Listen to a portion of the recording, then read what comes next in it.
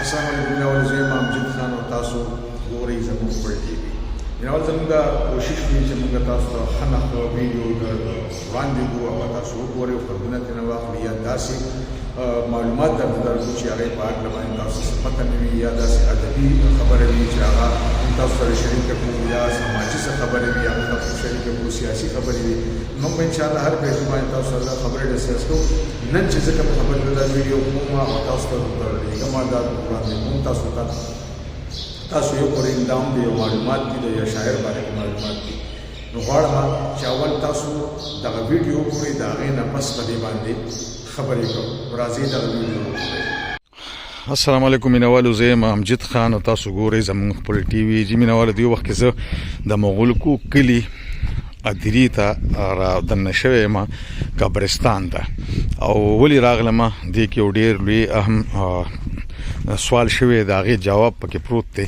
او وایم چې دا د خپلو مینوالو ته وړاندې کړو چې دوی له دې پته ولګي چې آیا دا حقیقت دی که نه دی. زه کوشش کوم چې زه هغه ځای ته ځان ورسوم کوم ځای کې چې د هغې سوال جواب پروت دی. نو راځئ چې زه د مغولکي کلي یو ډېر لوی ستر شاعر چې مغولکي کلی د هغه په نوم باندې یاد دی چې کوم ځای هم زموږ د کلي څوک تللی دي او دومره ویلي چې د مغولکو یم، نو دویم نوم ورپسې دغه راغلی چې د کرامت غمګین د کلي یي. نو زه وایم چې تاسو د کرامت غمګین صاحب الله دې وبخي د هغه قبر وښیم، ځکه چې په دې کې یو ډېر لوی اهم خبره پرته ده. زموږ ډېر مینوال ته دې پته نشته چې کرامت استاد ژوندی دی که وفات شوی دی. نو یو خو به هغې تصدیق هم وشي چې هغه وفات شوی دی، او بل چې تاسو د هغه قبر ووینئ نور به هم یقین دغه خلکو پوښ شي کوم چې دا وایي چې هغه ژوندی دی. ځکه چې په دې کې بیا دا ویډیو چې وګورئ تاسو دغه د قبر د هغې نه بس در سره بیا نورې خبرې انشاءالله شریکې کوم او په وضاحت سره او په دلیل سره بیا سره شریکې کوم. د خیره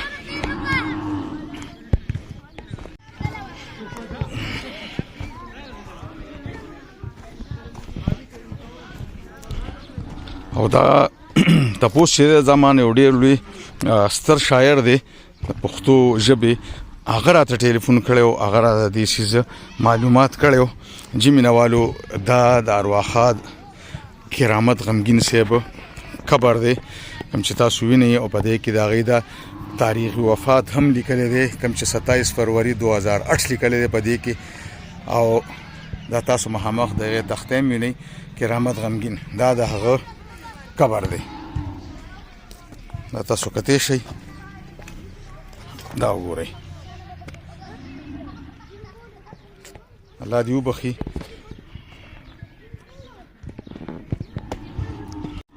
دې نه پس در سره نورې خبرې شریک کوم، خو ما ویل چې اول تاسو دغه وګورئ، د هغې نه پس به نورې خبرې انشاءالله کوو. د خیره جی مینوال، یو ځل بیا سلامونه ورکړئ. مینوال، تاسو ویډیو وکته او دا ویډیو دلو مقصد زما دا و چې دا د ارواښاد کرامت غمګین قبر والله دې هغه وبخي. اتېر ورځو کې د صحابه یو ډېر ستر شاعر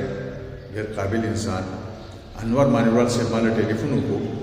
او ما نه دا پوښتنه وکړه چې کرامت غمګین وفات شوی دی که ژوندی دی. ما ورته چونکې هغه یو سکول کې استاد هم دی، موږ هغه ته استاد یې هم وایو، نو ما ورته استاد چې تاسو ته ښه پته چې وفات شوی دی. وایي ما دا خبره صرف وضاحت د دې بولو چې ما یې ورګه زه امجد ته ټلیفون وکړم چې دا کرامت استاد وفات شوی دی یا ژوندی دی. وایي ځکه چې زه او عزیز مانیوال صاحب یو ځای کې ناست وو او هلته کې څه کسان موږ سره کېناستل، ګپ شپ یې لګولو. نو هغې وایي چې یاره مونږ دې خبره شوه غزل مزل پورې. نو وایي هغه کس پکې چې مونږ پرون په مردان کې غالبا یا په درګاه کې کرامت غمګین سره پیدا شو. نیما ورته وایي چې نه یاره زما چې څومره معلومات دي نو کرامت غمګین خو وفات شوی دی، الله دې وبخي. نو هغه وایي چې نه ژوندی دی، مونږ ورسره کېناستو، مونږ له غزلې وویلې، ګپ شپ مو ورسره ولګولو. نو دغه څیز چې ما ته معلومات راکړل، بل دوه شاعري مجموعې هم دي، ما ته جانان ووایه او دویمه چې دی یو ارمان. بیا د هغې نه علاوه یې دوه کتابونه هم تالیف کړي دي چې مزدور ته سلام او مزدور ته انعام، دا هغه تالیف کړي دي. دوه چې کوم مزدورانو باره کې خبرې اترې شوي هغه راغونډې کړي، هغې له کتابي شکل ورکړی دی. بهرحال دا خو د خپل ځان له هوښیار دی. او هغه چې کوم خبره موږ را مخکې کړې وه یقینا چې دا خبره ډېره زړه را روانه ده خو چونکې بیا چې کرامت استاد وفات شو الله دې وبخښي د هغې نه پس هم یو کس چې کتابونه غوښتل چې یاره موږ د کرامت استاد کتابونه پکار دي ما یو کس کتابونه را واخیستل هغه راته دا وویل چې کتابونه تاله ځان نه پکار دي او که نه بل چا له ورکړه مې بل چا له ورکړو نو د هغې هلک وینا مطابق هغه راته وویل چې کرامت استاد ما په ژوند باندې ویلو چې یو کس دی او هغه زما شاعري په خپل نوم باندې وي او ځان د کرامت غمګین وایي نو ځکه زما د کتابونو به عام کس ته نه ورکوي که څوک درنه غواړي نو ما ورته بلکل یې کېده چې هغه داسې خپله خبره کړې نو یقینا ما نه چې څوک غواړي کېدای شي هغه هم داسې وي نو هغه کتابونه موږ هغې ته ورنه کړل د ویلو مقصد مې دا دی چې دا ویډیو ما تاسو ته د کرامت استاد د قبر نه د هغه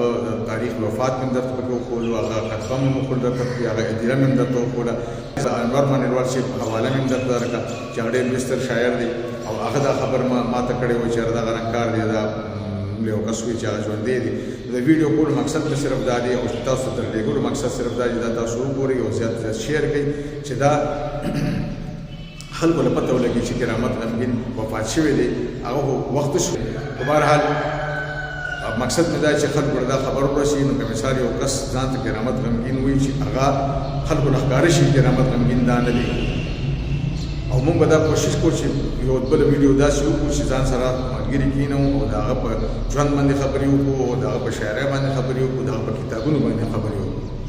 ډېر تفصیلي بحث به دې باندې کېږي او دا یو ویډیو مې درته صرف دې دپاره کوله هغه به بیا کوو انشاءالله خو دا ویډیو مې صرف دې دپاره کوله چې خلکو له دې څیز پته ولګي چې کرامت غمګین صاحب وفات شوی دی الله دې وبخښي بل کرامت نشته دی د مغلقو صرف دغه یو پهچان کرامت غمګینو الله دې وبخښي هغه د مغلقو نوم ډېر لرې پورې رسولی دی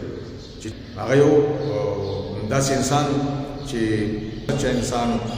ښکلی انسان اخلاقي انسان ټیک شو جي نو دا دې باندې خبرې بیا کوو انشاءالله د خیره خو د ویلو مقصد مې صرف دغه دی چې کرامت غمګین صاحب د الله په دوکه وفات شوی دی که تاسو داسې زموږ د ویډیو زیات نه زیات شیر کوئ لایک کوئ او چینل هم سبسکرایب کړئ او شیر کولو مقصد صرف دا دی چې دا خپاره شي دا ویډیو او دا د خلکو له پته ولګي چې کرامت غمګین دی الله وبخښي هغه وفات شوی دی بل کرامت نشته نو که بل څوک ځان له کرامت غمګین وي او د هغه شعرونه وایي نو هغه به 2 نمبرې غلط به وي هغه ٹھیک شو جی نو صرف د دغه باندې دا ویډیو تاسو مخامخ شوی وم او دا مې درته وکړله او ډېره مننه ښاد آباد وي بریالي اوسئ بیا به زه ستاسو خدمت کې حاضر یم د الله په امان